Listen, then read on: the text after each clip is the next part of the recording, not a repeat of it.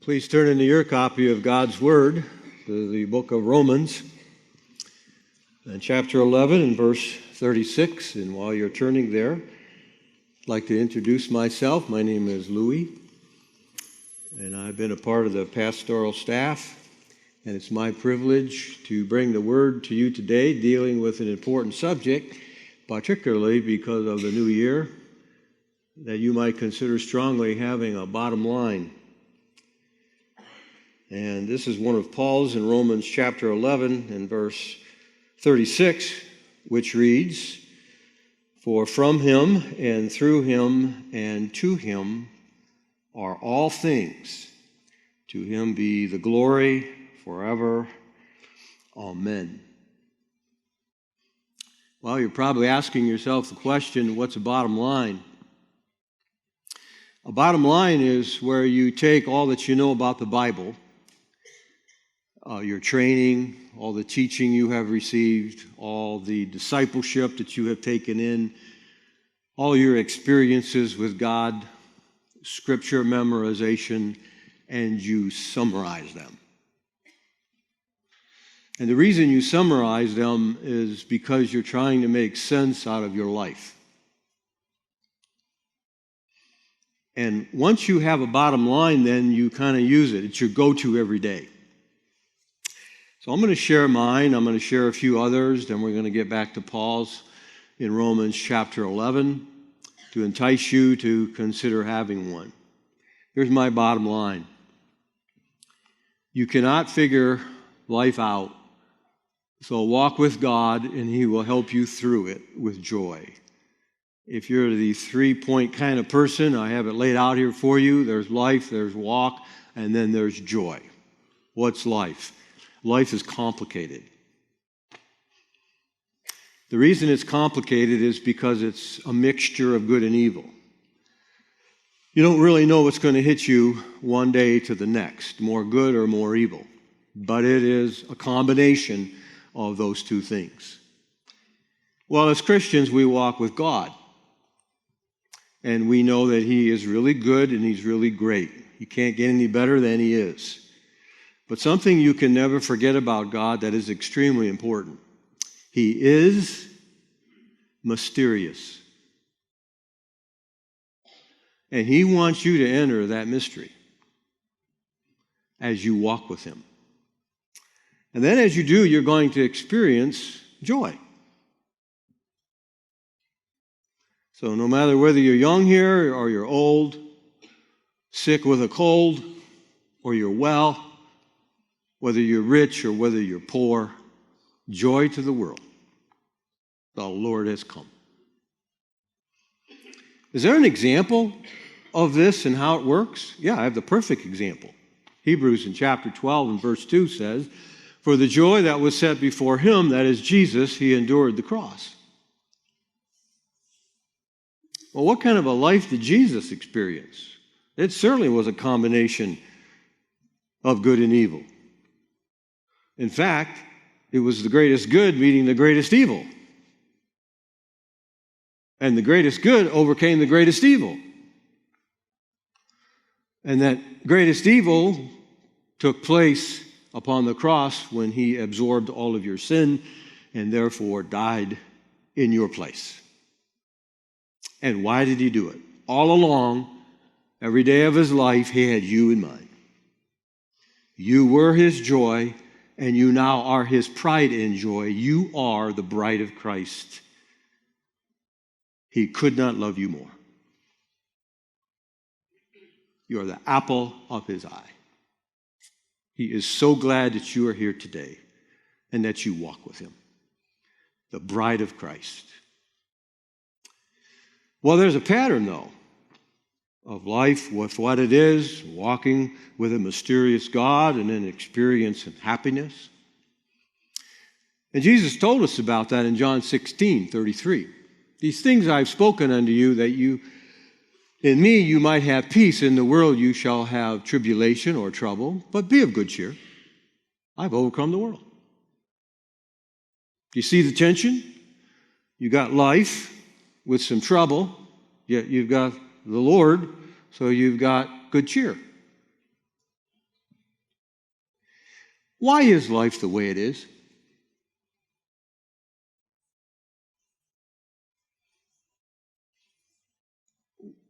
Why does it have to be a mixture?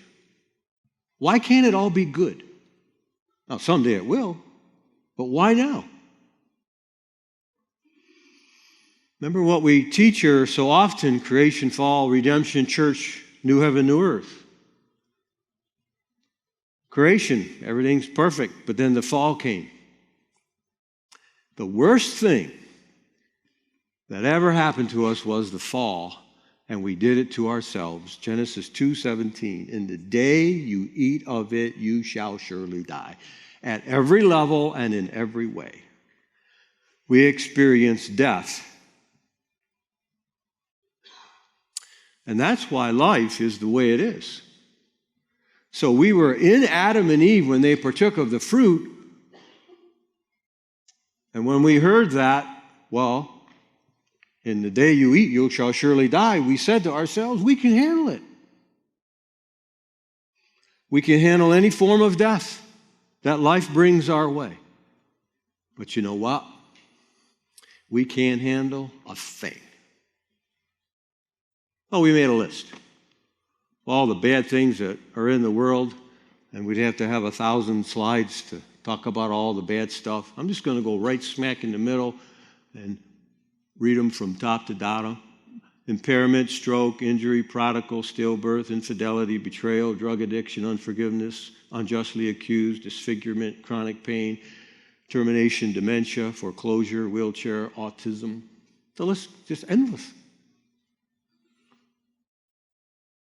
Everything and anything that is wrong in your life is due to the fall. We opened that door of evil, and it was happy to come into our lives and into our existence. And now it is a plague in our history. Now, why doesn't God just kind of do something about it? Well, God never lies. So when he said, in the day you shall eat, you shall surely die, he meant it. And I'm going to say a number of important things this morning, and here's one of them. It would be unjust of God to reverse the consequences of the fall. Oh, I really didn't mean that. So I'll just kind of let a little bit of pain into your life. No, he meant what he said. And he said what he meant. But that's not the end of God's story. There's creation, and then there's fall, and then there's redemption. Well, what's redemption? Well, he comes to be with us through the effects of the fall. How so? Psalm 23. Even though I walk through the valley or the darkest valley, I will fear no evil, for you are with me. Do you see how he doesn't take away the consequences of the fall? But he adds something to it, which is himself.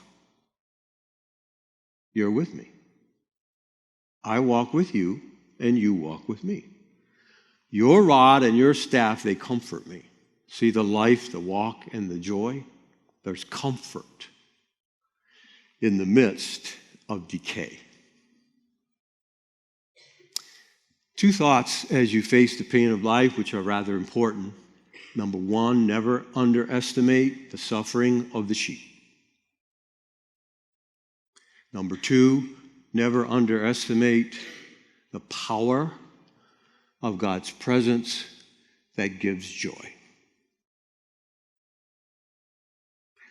That's why Paul wrote in 2 Corinthians chapter 6, sorrowful, yet always rejoicing. Can you really have those two at the same time? Oh, yes. Psalm 16:11 said, in your presence there is fullness of joy. Now remember, There's nothing automatic in the Christian life. God wants skin in the game.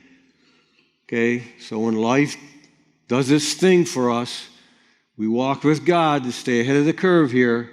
So we experience Him, and He gives us His joy, yet there's still pain as we walk. And here's another very important thing I want to say this morning. When you live life and it smacks you in the face, make sure you want to know God better and more than you want this issue you're dealing with resolved. If you're listening, I have my left hand higher than my right hand.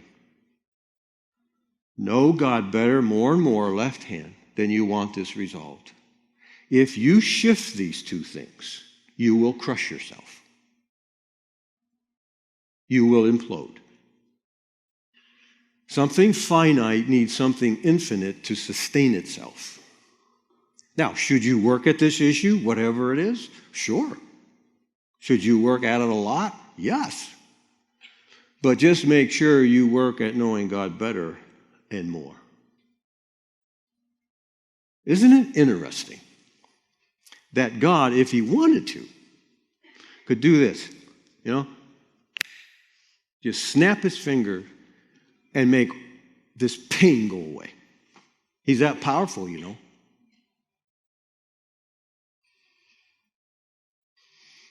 And why doesn't He do that?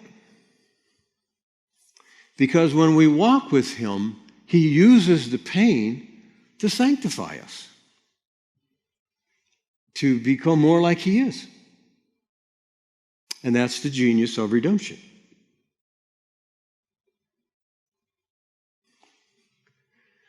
There's 3 pillars we use in our discipleship. There's 3, but there's a lot more. These are the main ones: Word of God, Spirit of God, and people of God. In that order and with balance. I've been a pastor here for many decades, and I have enjoyed the stories that you have all shared with me about your life. And I have learned much from your walk with God. So I'm going to go through a few of these stories. And you're going to see then how people have experienced the coexistence of good and evil in their life as they walk with God and then experience joy. First one would be that I have spoken with a mom whose heart is breaking. Her son won't speak to her. He doesn't remember their special days together. She experiences the pain of that lost relationship every day. What is her response to her son, with whom she had a very warm and loving relationship for his whole life? Well, before we go any further, the question is, can anybody identify with this? And of course, we all can identify with this. Do any of us have a strained relationship with someone? Well, of course we do.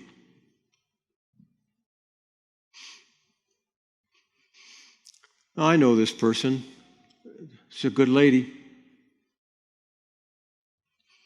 And when we talk about this pain in her life, she always adds or ends with this same statement: I will not let them steal my joy. I find that to be fascinating. I know the mom, I know the son. What's happening is not right. Life. And the situation here is you guard the joy because we have 3 enemies. And one of which is to steal, kill, and destroy. Steal the joy. But you work at it. Do you work at it like a mom over here? Yeah, do a lot. Do everything you can. But do you work at this more? Yes, you do.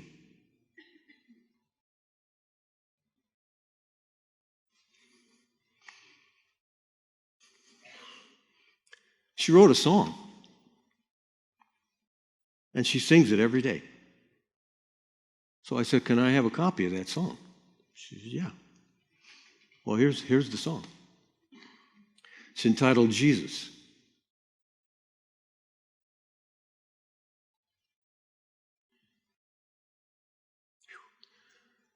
Every day of my life,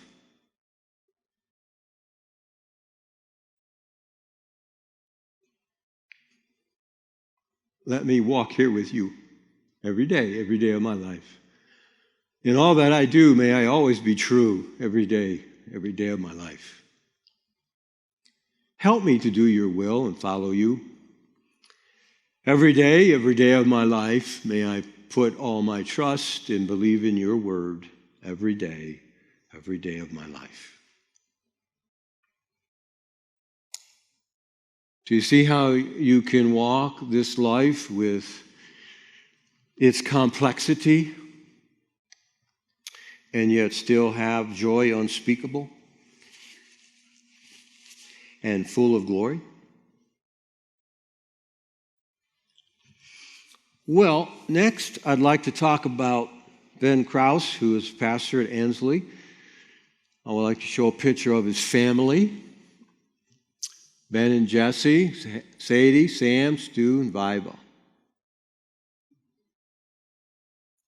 You see Viva up there? Ben has her in his arms. She's 6 years old.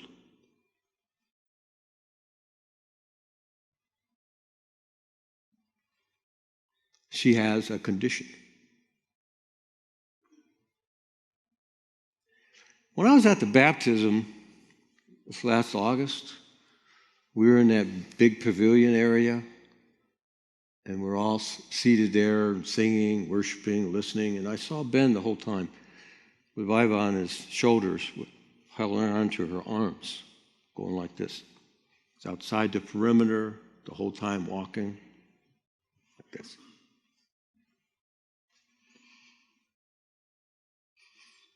I didn't know what was going on. Viva has been diagnosed with a condition called CVI, which stands for cortical vision impairment. She cannot speak, and we don't know if she ever will. She is very sensitive to new places, especially bright or loud places. She feels safe with beads in public. She takes different color sets wherever she goes. Now, I'm going to show you a picture of her and Ben, but the picture is startling because Viva is crying. And then I'm going to talk about them and what's up with their lives and their walk with God. Here's a picture of Ben and Viva. This is pretty much what happens when she is out in public. And on Facebook some time ago, Ben wrote about this. And so I asked him permission, as I have permission on all these examples that I'm showing you, if I could repeat all that and then actually use his voice to read what he wrote. I want you to pay attention to words like tremor, terror, trauma, and enter into their walk of this life that God has given to them. Let's run it. Not many people see this side of our journey on social media. The complete terror from our nonverbal special needs child of the doctor's office. The shaking tremors that begin convulsing through her little body when we pull up to the building. The screams of wild, alarming yelling and desperate clutching and grabbing of me. The look in her eyes as she's trying to form words but can't, shooting panicked glances my way. The "what is wrong with you, Dad?"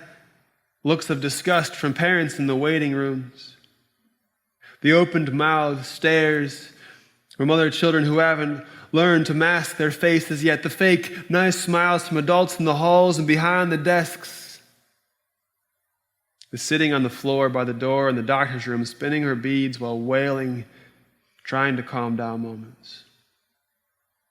The gentle explanations and seemingly wasted simple discussion about needing to open her mouth to be examined and be calm, all while wondering if she even understands. The pinch marks made in her terror on my arms from her tiny but strong fists, the feelings of inadequacy and trauma as a father I experience in these moments, the look in her eyes as she feels like you're abandoning her when she trusts you so deeply. The sigh we all breathe as we finally make it back to the safety of our vehicle and can assure her it's over. Since not many people really get this, not really.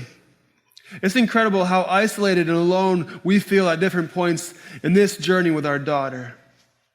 We're giving our all to be good parents. We're doing our best to show her love and give her the best life possible. But we're second-guessing everything, always wishing we could help.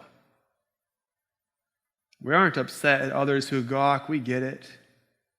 We aren't ashamed of who our daughter is. She's amazing. We aren't sad or needing pity from others.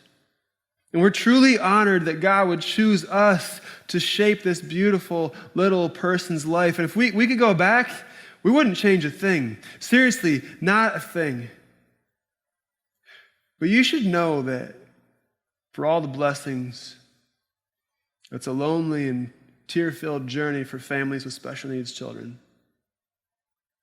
Maybe this vulnerability will help you see people who are different than you with more empathy and understanding. Sincerely, Viva's Papa. Well, did you catch the bottom line?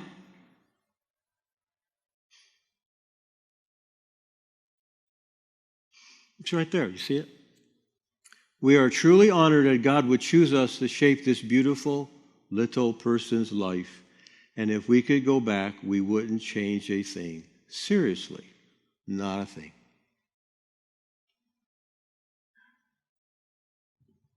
Wow. I can look at suffering in my life that way too. Why? To know God better and more, even though we're hoping for better here. They didn't shift it.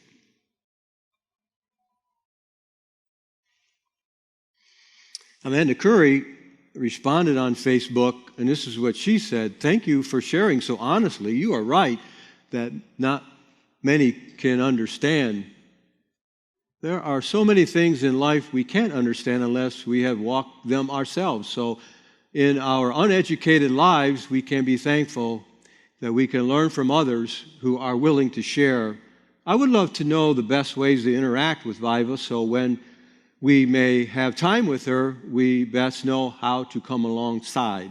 So whenever you feel like practical things come to mind, feel free to share them. When I taught, I loved that parents would say, quote, 'It helps if the lights are dim. Lowering the movement and noise in the room calms him. Brushing his back with a hairbrush soothes him. Allowing him space to sit and rock helps him feel safe,' unquote. And while we can't take away the ache your family feels, please know that we always want to hear all sides of your experience with her. It will help us all know how to love others better. One of my favorite quotes is, 'Everyone is fighting a battle you know nothing about. Be kind.' So true.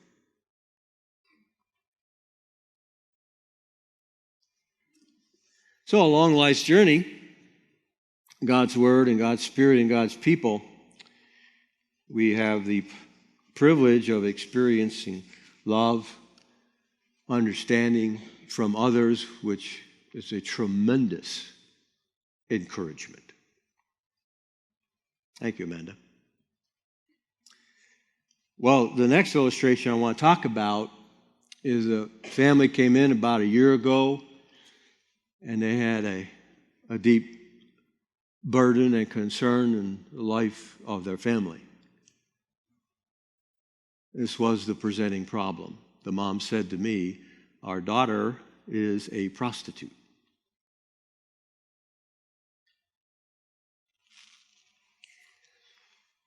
Now, what does one say when they hear about information like that.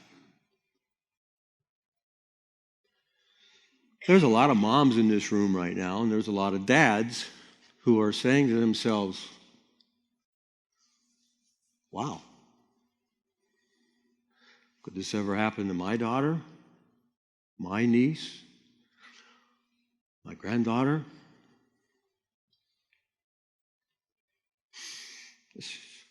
Mom and dad are in the service right now, this morning. You could be sitting right in front of them, the back of them, onto the side. You think this has been a fun journey?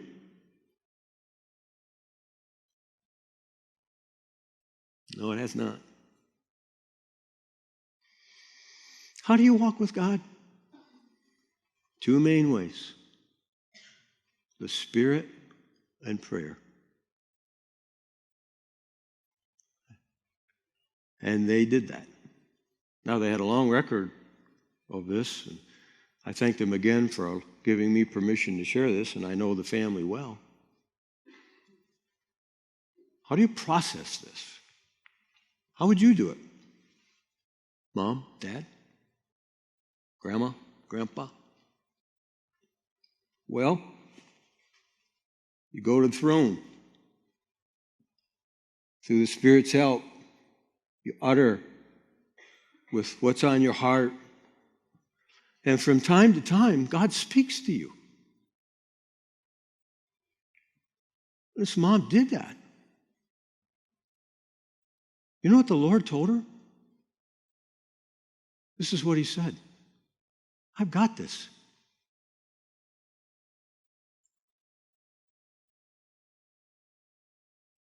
Really?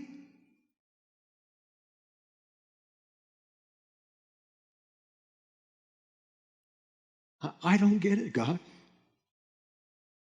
But if you say you've got it and you're writing her story, I will believe you. And something settled in her. The word settled is another word for the roots of joy. Blessed, which is the word for happy. Blessed are the poor in spirit. This mom and dad are experiencing poverty of spirit. They don't have anything to give. Blessed are the poor in spirit, for theirs is, present tense verb, the kingdom of heaven. What's the kingdom of heaven about? Paul said, righteousness, joy, and peace.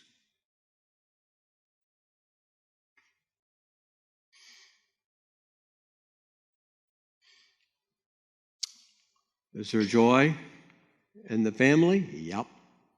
Is there pain in the family? Yep. Well, she has a bottom line too.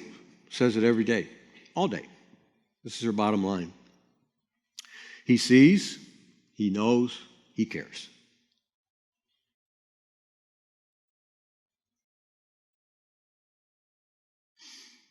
He sees what I don't see. He knows what I don't know. He cares about things I don't even know to care about. Can any of this help me with the pain and evil and suffering that I have in my life and in my family? Yes. You mean we can borrow each other's bottom line? Yes. Does he see what's happening in your household? Does he knows what's happening in your life? Does he care about your kids and your grandkids? Yeah. Remember the question early on? Why is life the way it is? It's a mixture, okay? One of the best ways that I know to understand this, if not the best, is from the book of Revelation in chapter 10. Revelation chapter 10 is in the middle of the book of Revelation, and it's a pause. Time out. There's a huge big angel that shows up, and he's robed in a cloud and a rainbow above his head, and his face is like the sun, and his legs are pillars of fire. One is on the land and one is on the sea. And he gives John, who's writing the letter, a little scroll. And he says to John, now you got to take that little scroll from the big angel's hand, and you got to eat it. And when you eat it, it's going to be sweet in your mouth, but it's going to make your stomach sick. Then he says, I don't want you to write anything. All John's doing is writing about the end times. That's what the book of Revelation is about. Eschatology, how it's all going to, come to a close.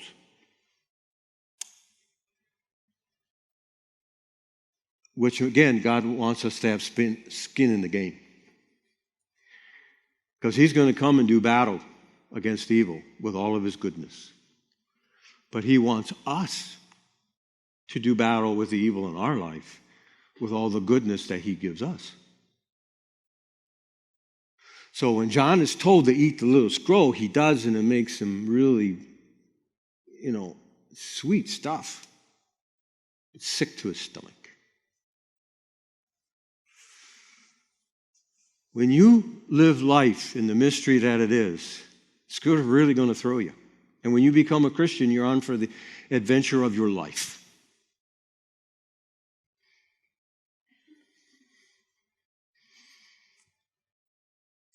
And he says there in Revelation 10:7, something I've thought about for a long time. The mystery of God will be accomplished. There is a mystery to my life. There's a mystery to God in my life. There's a mystery with your life. And there's a mystery of God in your life. Now, someday that's going to be accomplished. How's that going to happen? The mystery of God is where he uses the coexistence of good and evil to work out his plan of judgment and salvation. And this is what God has been doing since the day of the fall.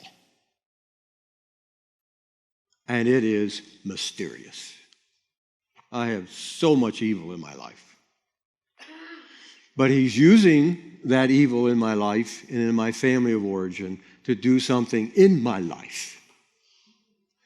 So if I want to know God better and more, dealing with this issue or issues in my life, I'm going to win. If I don't, I will implode. I will become distant, disengaged, and disgruntled. I will become a cynic. If I walk with this God, though, he's going to accomplish something. He's going to use something, both the good and the bad, to accomplish something, and in the believer's case, salvation. Now, when I tell you that God is mysterious, what is a good way for me to get my point across? Well, the next slide is the way. This is the way God does target practice. He gets his gun out and he shoots at it. Now, what should take a split second takes a long time. And I'm telling you, a long time. Now, I've got to know something about this God. That's the way he does target practice. It's his gun, it's his bullet, and it's his target. I'll give you two illustrations. First one's from the Old Testament. It is from the book of Genesis in chapter 15, dealing with the Abrahamic covenant. And God comes to Abraham and says, I'm going to bless you, you're going to bless the world. Now, who doesn't want that deal? Do you want to be blessed and you want to be a blessing? Yeah. Paul says in Galatians, we're the children of Abraham. We're blessed and we're supposed to be a blessing. I love the plan. But remember, God's mysterious and so is life. So he comes to him and said, now, there's going to be a period of time, Abraham, that when your extended family is going to have to wait for, the good stuff. And the time you wait, you're going to be mistreated and enslaved. And then he gives them a number. Well, let me see how many of you know your Bible. How many years? I'm hearing impaired, so shout out. How many years did God tell Abraham this is going to take? How many? What'd you hear, Mona? Next slide, tell you. 400 years. God, you're telling me you're a good God and you're going to enslave my people for 400 years? And you want me to walk with you? Yeah. God uses the coexistence of good and evil, work out his plan of judgment and salvation. What's going on here? Well, the people in Canaan, the land that they were going to go into, were very sinful. But they weren't as sinful as they could have been. So God is waiting so that their iniquity would be full. Okay? Full. He uses the coexistence of good and evil. Evil has to be completely mature before he kind of get that off the scene and bring in the new story. And they're not at some vacation spot or on a cruise. They're going to be slaves. Not for 4 days or 40 days or 4 years, but for 400 years.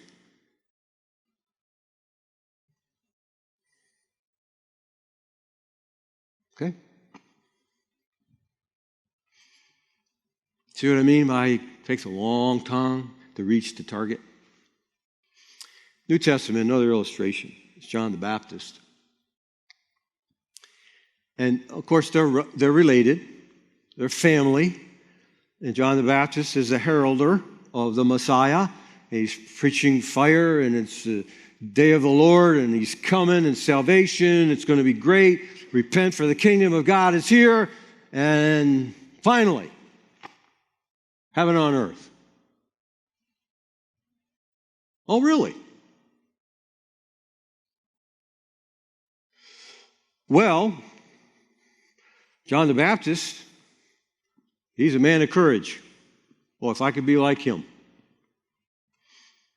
And he goes after Herod and this wife he's got because it's an adulterous affair.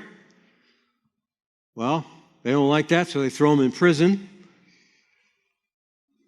This new wife, Herodias, has a daughter.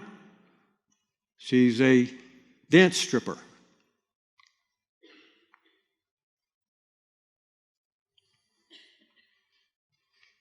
And she performs her act right in front of Herod. He's very happy. Says to her, anything you want, you get, girl. I want the head of John the Baptist. Is there anybody in this room that can explain that to me? No, you can't. Don't even try.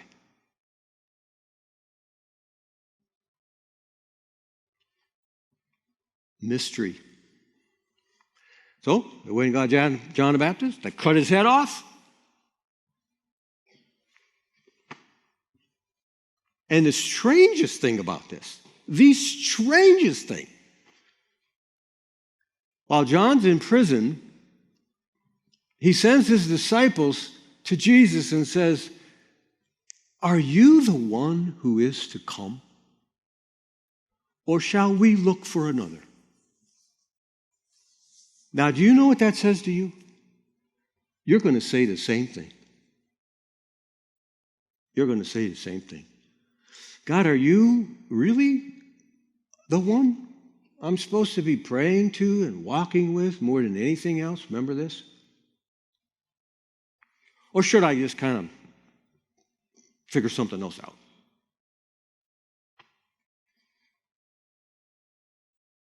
And then Jesus gives a beatitude. You tell John we're fulfilling Scripture, and here's the beatitude. Blessed is the one who is not offended by me.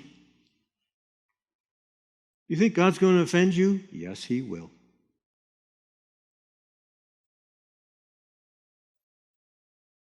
He will allow evil to come into your life. Why?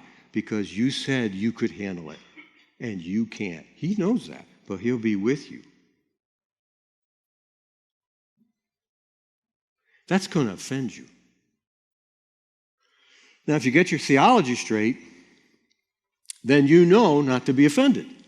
But you'd be so tempted to go there. Blessed. Be happy, John. I know what I'm doing.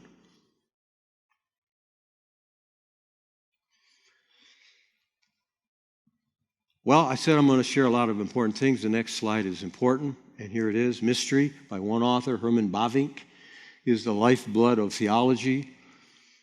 If you know this and understand it, you have gotten your PhD in theology.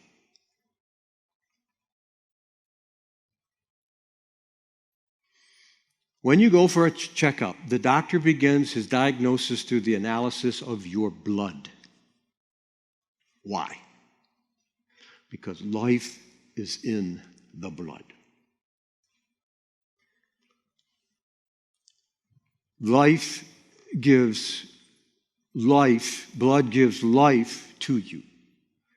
Mystery as a Christian gives you life.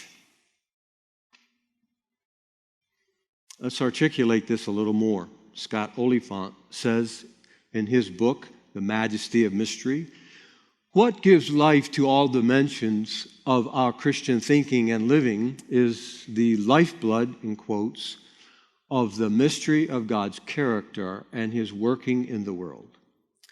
If we think that mystery is no part or only a leftover, quote unquote, part, our understanding of Christian truth can actually be dry.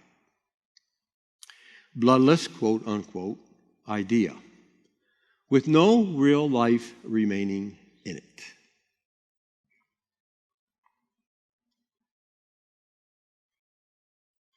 So if you think walking with God is take it or leave it, come and go, you don't understand life to begin with. If you understand life the way it is, and then you can understand God the way he is, then you understand the great experience of joy. If not, you will implode. Life will be too heavy for you. It will be too much for you. Scott goes on. Christian worship, as well as Christian theology, begins with mystery.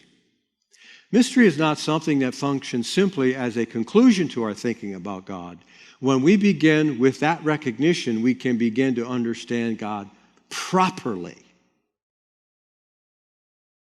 And so worship him in light of who he is and what he has done. The Majesty of Mystery, Scott Oliphant.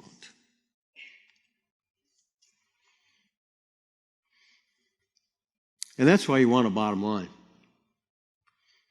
This is your go-to. Because life is going to throw things at you. And you need to walk with somebody to help you take the brunt of all of that. And then when you do, he will help you. And the way he helps you is with joy, which is counterintuitive. So joy comes when you enter God's story with your story, no matter what your story is. And you do that through prayer, and you do that through the Spirit. There are two constants in life. The first constant is the character of God, and the second constant is change. Life is always changing, okay? It's the way life is. It's kind of good, actually. But there's something else that's constant and dependable. You can depend upon change. It's going to happen all day, every day, the rest of your life. There's something else is true, and that is the character of God. It is the most stable thing in the universe. And you can hang your hat, your life, your children, your marriage, your health, your job, your everything on it. As you go through the changes of life, he will prove himself better. You will get to know him more, and you will become like him, no matter what happens. Years ago, I read C.S. Lewis, and I read this, and I'm telling you, it took me forever to understand it. Forever. Joy is the serious business of heaven. Well, if it's the serious business of heaven, then it's the serious business of earth.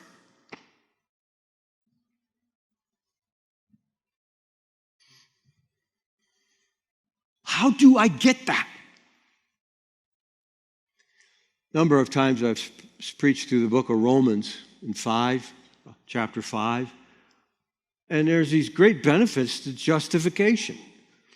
Justified by faith, we have peace with God, we have access, but then we have pain and eventually love. And you know what it says about pain in verse 3 of chapter 5? Rejoice in it. Another word for joy. Really? How can I do that? Creation, fall, redemption. Suffering produces something, Paul says. Perseverance, and perseverance, character, and character, hope. And it does not disappoint us because that's how great God is. Faithful, as we all sang this morning during our worship. But you got to want to know more than this resolved. You want this resolved? Yes, yes, yes, yes, yes. But this more. C.S. Lewis can just put it just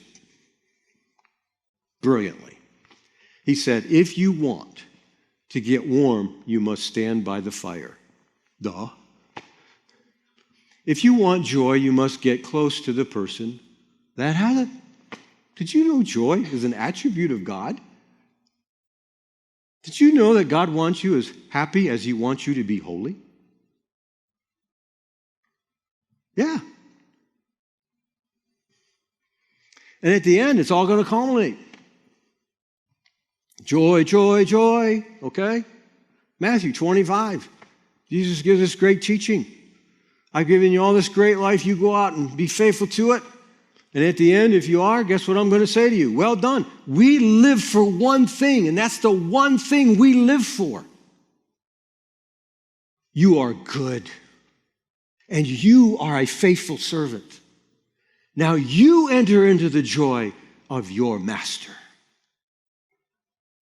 Now, he could have used any other word other than joy, but he doesn't. It would have been okay if he did.